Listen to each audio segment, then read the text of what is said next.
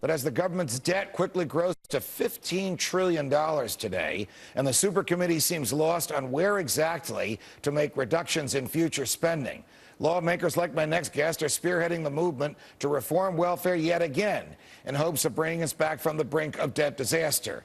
Here to tell us how is Utah Republican Senator Mike Lee. Senator Lee, it's a pleasure. Welcome back to Freedom Watch. Thank you. I thought that welfare was reformed when Bill Clinton and then Speaker Newt Gingrich got together to make it more difficult for people to live off the federal dole. Do we need more reform yet again 15 years later? Yes, we do. And the time has come when we have to acknowledge that these means-tested entitlement programs that this legislation introduced today by Senator DeMint and co-sponsored by several Republican senators, including me, would address this issue by trying to lock in these means-tested entitlement programs to 2007 levels adjusted for inflation over time. They wouldn't kick in until the sooner of either 2015 or until the moment that unemployment returns to 7.5% or lower, but they will kick in. The point is that we've got to control them so that they don't consume everything in the federal budget, because they've escalated by about 300% in recent years. If your legislation becomes law, is the purpose of it to shrink the welfare rolls, or is the purpose of it to take a natural step toward getting the federal government out of the entitlement business?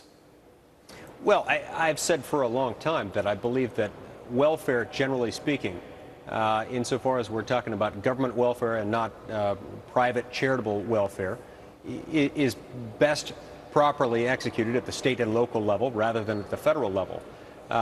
We are a long way from that. Just in these means-tested entitlement programs, we're currently spending about $700 billion a year just on those. So an incremental step toward doing that would be to at least stabilize it so that it's not growing out of control.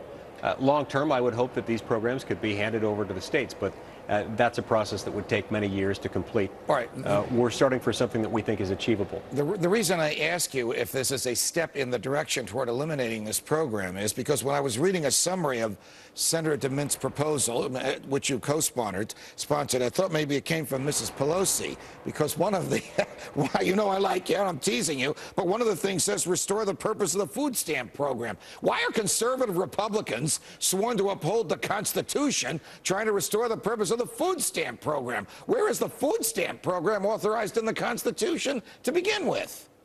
Well, here again, Judge, what we're talking about is stabilizing something that has been growing at an out-of-control pace in recent years.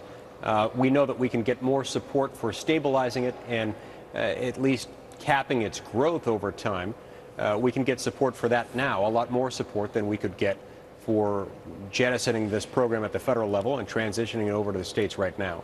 All right. The national debt reached $15 trillion today, or it will in the next day or so, depending upon which one of these clocks that you follow.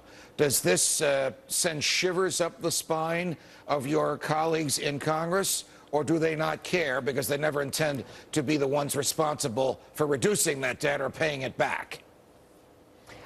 You know, to my knowledge, there is not a single member of Congress that isn't worried about that. How people respond to their fear over our $15 trillion debt, it has to be analyzed on a case-by-case basis. Every member of Congress, I think, is worried about that, and properly so, because pretty soon we're going to get to the point where we're spending almost $1 trillion a year in interest on the national debt. We're spending a little over $200 billion a year right now, but by the end of the decade, perhaps much sooner, we'll be spending $1 trillion a year just in interest. And that has the potential to destroy every federal program out there. And so whether you're most concerned about protecting entitlements or defense, you ought to be concerned about our debt. This is what keeps me awake at night and gets under my skin during the day. Exactly what you said. And then today, the Speaker of the House, John Boehner, who'd be Minority Leader Boehner if it weren't for folks like you and Tea Partiers, I realize you're in the Senate and not in the House, said, okay, we'll raise taxes by $300 billion. Go ahead, super committee. Give that to the Democrats.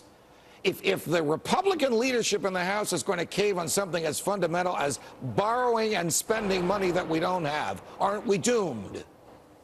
Yes, and I think that is an unwise move. I certainly hope that he was misquoted and that he didn't really mean that. I can tell you I'm strongly opposed to tax increases. And I understand, just like most Americans understand, that fundamentally what we have in Washington is a spending problem. Right. It's not a revenue problem. Right. Now, we do, of course, need tax reform. We need to simplify our tax code.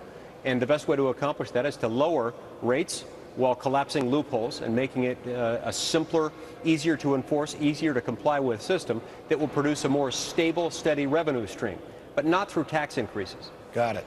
Senator Mike Lee, it's a pleasure. Thanks for joining us. Thank you.